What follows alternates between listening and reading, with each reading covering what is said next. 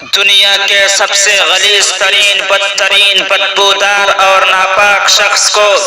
انگریزوں نے کھڑا کیا۔ انگریزوں نے جتنا ظلم مسلمانوں پر اٹھایا ہے، جتنا اسلامی اقطار پر ظلم اٹھایا ہے، کسی قوم نے نہیں اٹھایا۔ اس لیے ہمارے نظروں میں انگریز کتے سے بھی زیادہ ناپاک ہے، خنزیر سے زیادہ بے حیا ہے، گدھے سے زیادہ بے وقوف ہے، بھیڑیے سے زیادہ ظالم ہے۔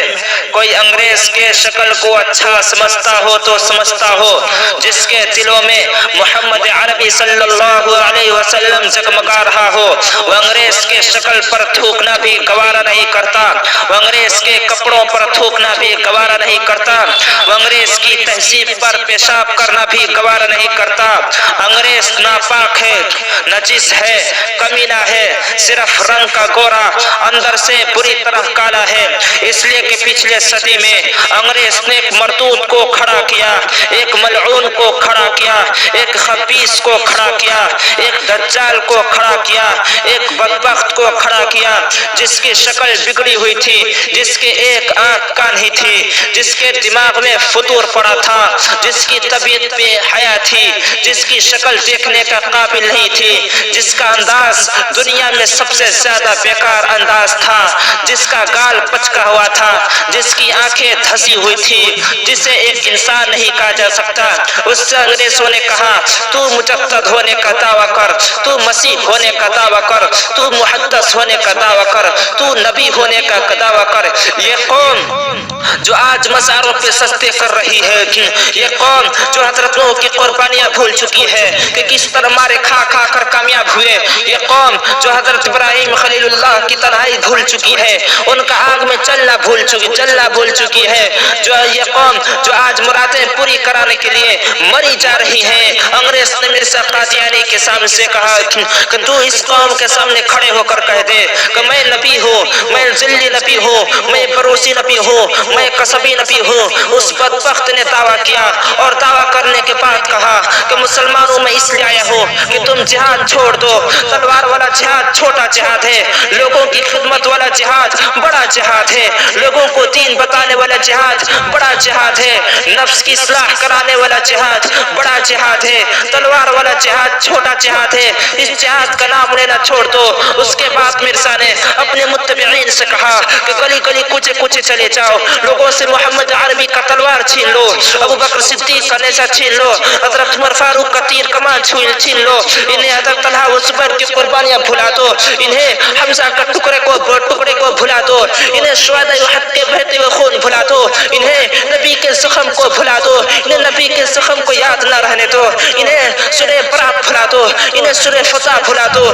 انہیں سورہ حجرات بھلا دو، انہیں احد، بدر، حنین، خندق بھلا دو، انہیں فتح مکہ بھلا دو، انہیں آسمان سے اترنے والا جبرائیل بھلا دو، انہیں نبی کے تاتو والا زخم بھلا دو۔ یہاں تک کہ بدبخت کہنے لگتا ہے کہ نبی زخمی ہو تب بھی چھوٹا جہاد، نبی اما عائشہ کو چھوڑ کر جائے تب بھی چھوٹا جہاد، اما عائشہ ام سلمہ میدان میں خود موجود ہو تب بھی چھوٹا جہاد، رب قرآن میں 483 آیتیں نازل کریں تب بھی چھوٹا جہاد ہے، احد کے میدان میں 70 لاشیں پڑی ہو اور نبی کی آنکھوں سے آنسو جاری ہو تب بھی چھوٹا جہاد۔ مرزا ملعون آیا، اس نے جہاد بھلایا، ہم بھول گئے مرزا ملعون 1908 کے اندر مرا تھا۔ مسلمانوں، یہ میرے نبی کا دشمن ہے، یہ خنزیر بدترین پاگل کتا ہے۔ جو جہاد میرے نبی نے کیا وہی بڑا جہاد ہے، جو جہاد حسن حسین نے کیا تھا وہی بڑا جہاد ہے، جو جہاد عثمان و علی نے کیا تھا وہی بڑا جہاد ہے، جو جہاد حضرت بلال نے کیا تھا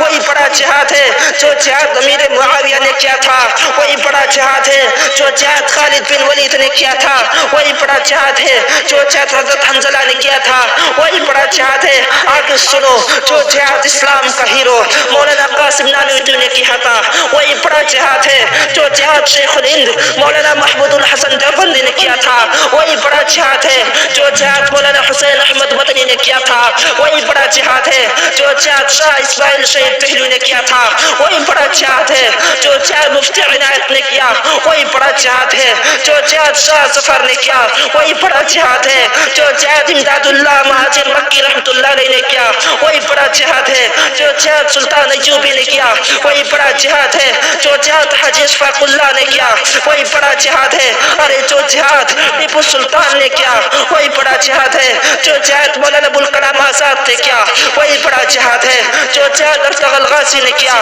وہی بڑا جہاد ہے، جو جہاد سلطنت عثمانیہ کا بانی عثمان غازی نے کیا وہی بڑا جہاد ہے، جو جہاد ارطغرل غازی کے نسلوں نے کیا وہی بڑا جہاد ہے، جو جہاد ارطغرل غازی کے سپاہیوں نے کیا وہی بڑا جہاد ہے۔ اعلان کر دو مرزا کی موت کے 100 سال گزرنے سے پہلے مرزا کی قبر پر ایسی آگ لگائیں گے کہ قیامت تک کوئی جہاد کا انکار کرنے کی ہمت نہیں کر سکے گا۔ مرزا میں جانتا ہوں کہ تیرا سروکار اقوام متحدہ میں بیٹھ چکے ہیں، میں جانتا ہوں کہ تیرا سروکار ہر ملک کے اعیان و اقتدار میں بیٹھ چکے ہیں، میں جانتا ہوں کہ مسلمانوں پر جو مصیبتیں آتی ہیں اس کے پیچھے تیرا بھی عمل شامل ہے، لیکن سن لے مرزا قادیانی، میں تجھے گالیاں دیتا ہوں اور اس گالیاں دینے کو فخر سمجھتا ہوں۔ خدا کی قسم اگر تو میرے سامنے ہوتا تو میں تیری گردن کا خون بھی پینا سعادت سمجھتا۔ تو نے میرے نبی کو معمولی سمجھا، تو نے میرے نبی کی ختم نبوت کی چادر پر ہاتھ ڈالا۔ او پاگل کتے، میں تجھ سے نفرت کر کے تجھ پر تھوکنا بھی سعادت سمجھتا ہوں۔ تیرے سروکار جیل میں ڈال سکتے ہیں، پھانسی پر چڑھا سکتے ہیں، ہمارے ہونٹوں سے عہدے کوثر کی زیارت تو نہیں چھین سکتے، ہمارے پیشانیوں سے رب کا سجدہ تو نہیں چھین سکتے۔